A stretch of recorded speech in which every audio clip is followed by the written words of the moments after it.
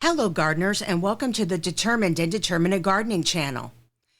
The view is a bit different today. Let's check it out.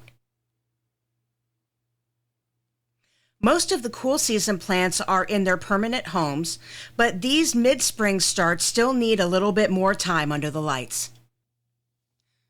The lower shelf is holding my warm season starts, sweet potato slips, tomatoes, and 3 kinds of peppers for my salsa.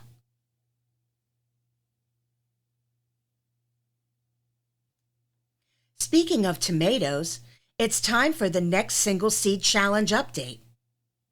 Look at this fella.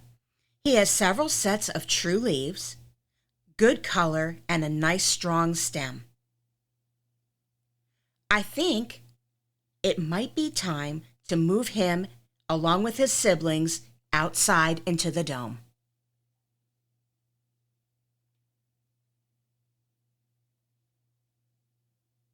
We're going to bring him over to the table in our traveling tray, along with some other plants that we're going to be taking outside.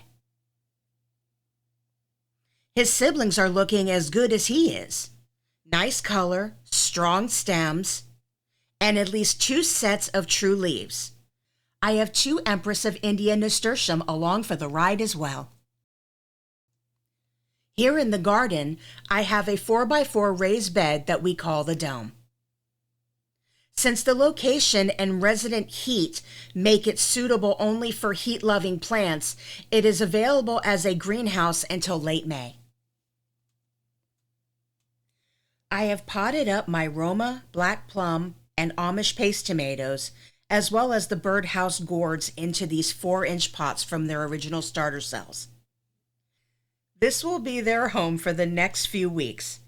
If our single seed challenge plant survives the turbulent early spring weather here in Maryland, he will be transplanted 2 more times, first into a pot and then into his grow bag.